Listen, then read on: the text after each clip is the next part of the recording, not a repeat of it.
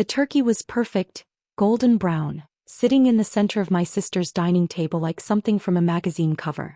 The dining room looked beautiful too, with fall decorations that must have cost a fortune, expensive place settings with gold-rimmed china, crystal wine glasses that caught the afternoon light, and cloth napkins embroidered with autumn leaves. Everything was coordinated, planned, expensive. I knew the decorations alone cost more than my monthly grocery budget, or at least that's what everyone thought my budget looked like. I'd arrived at noon with my two kids, 7-year-old Sophie and 9-year-old Michael. They'd been excited about seeing their cousins, about the promised pumpkin pie, about having a real family Thanksgiving with extended family and all the traditional foods. I'd warned them to be on their best behavior, to say please and thank you, to not ask for seconds unless offered, to keep their voices down and their elbows off the table. My sister Lauren lived in a beautiful 4-bedroom house in the suburbs with a manicured lawn and a 2-car garage. Her husband worked in sales, made decent money and drove a BMW that he traded in every 3 years for a newer model. They had 2 kids, both teenagers now, both used to getting what they wanted without question. The house always looked perfect, like something from a home design show, with matching furniture, artwork on the walls and fresh flowers in vases throughout the rooms. What nobody knew was that I'd been paying their mortgage for the past 5 years. But I'm getting ahead of myself.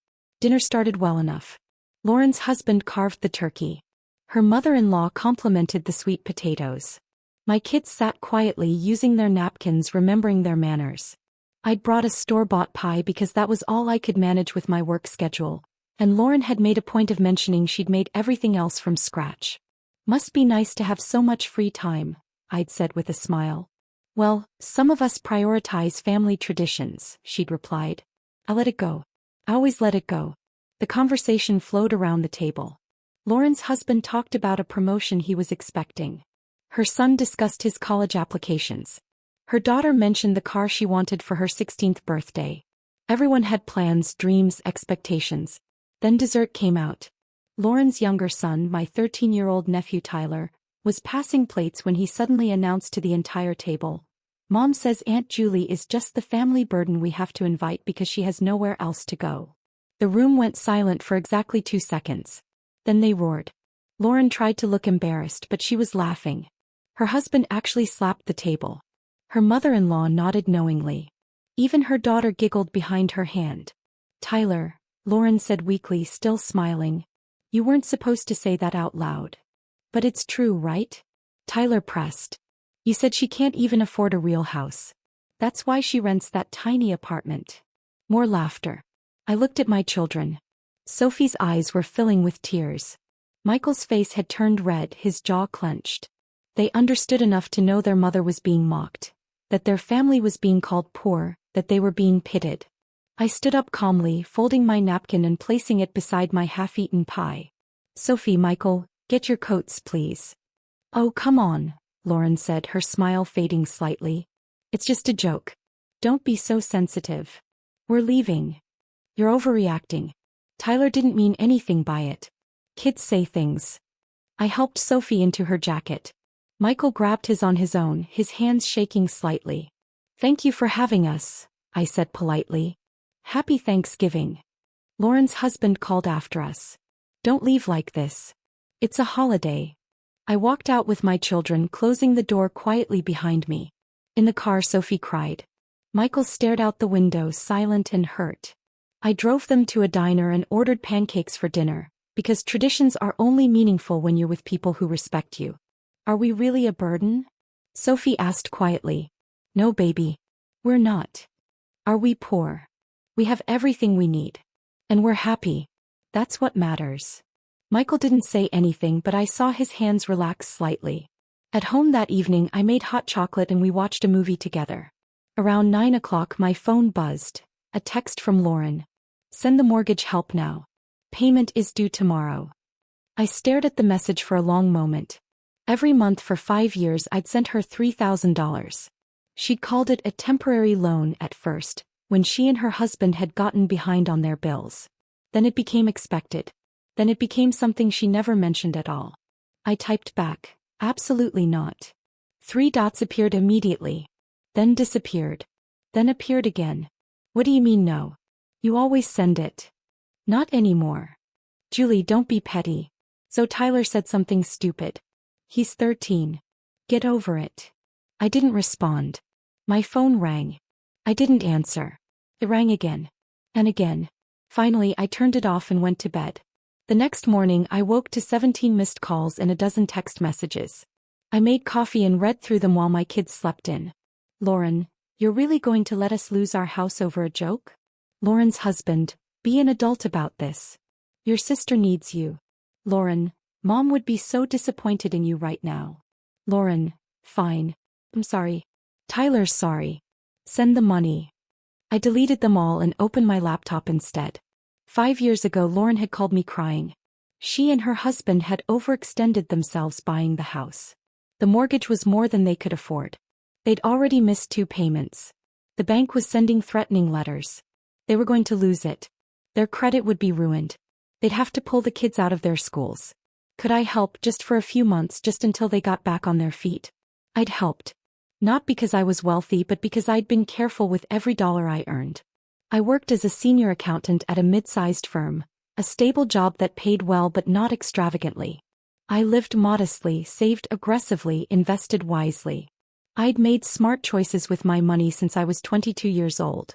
My tiny apartment was paid off completely. I owned it outright, no mortgage, no debt. My car was 10 years old but reliable and fully paid for. My kids went to good public schools and had everything they needed, if not everything they wanted.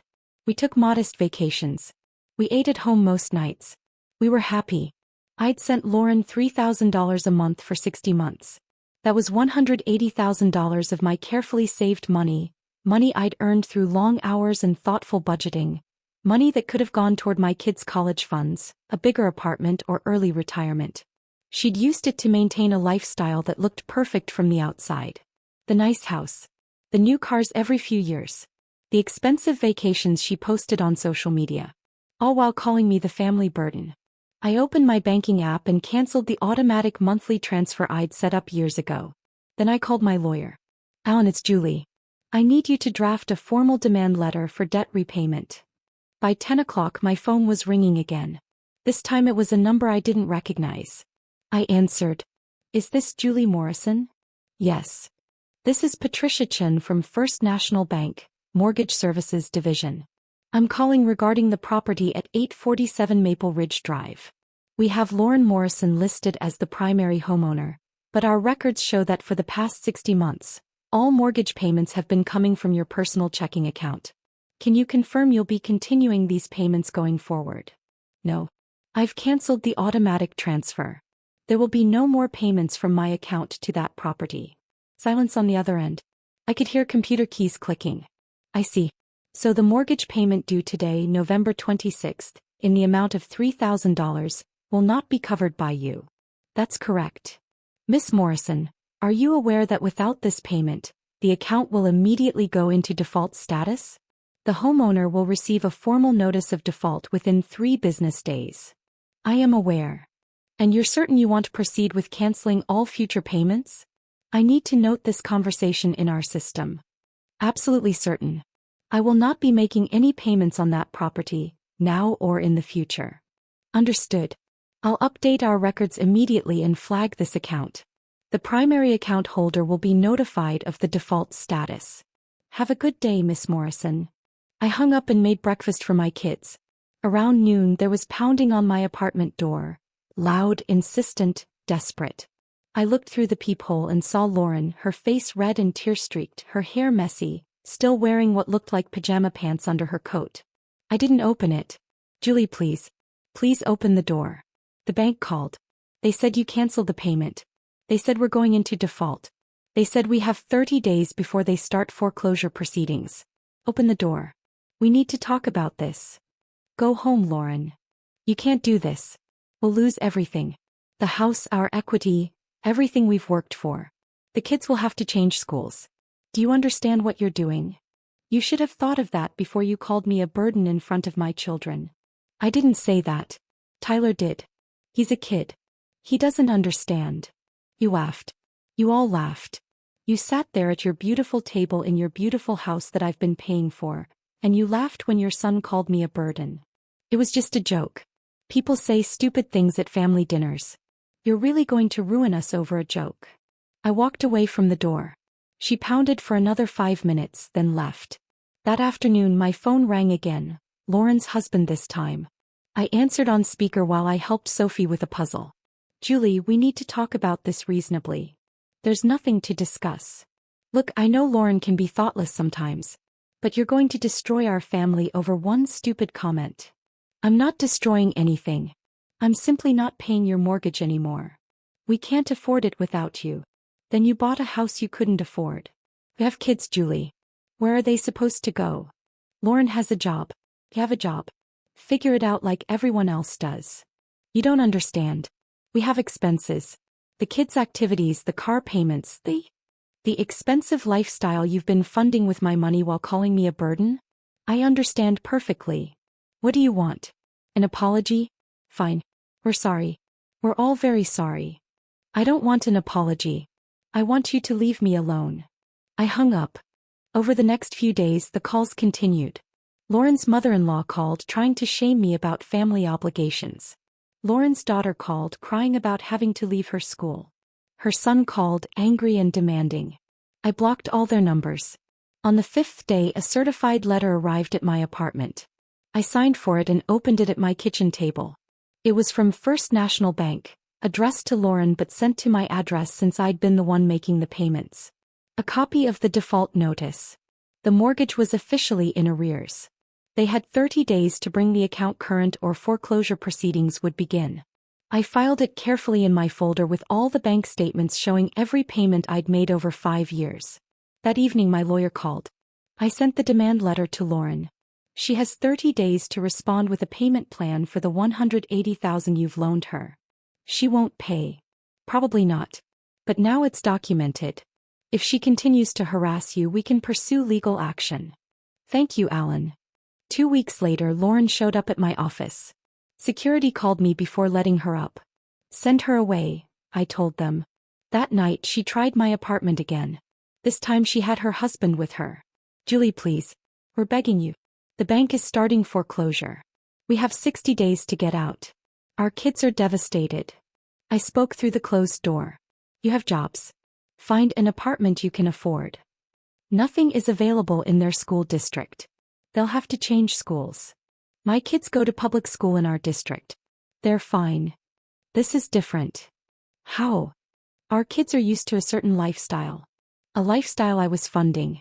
While you called me a burden. We made a mistake. One mistake. Are you really this cruel? I'm not cruel. I'm just not your bank anymore. They left.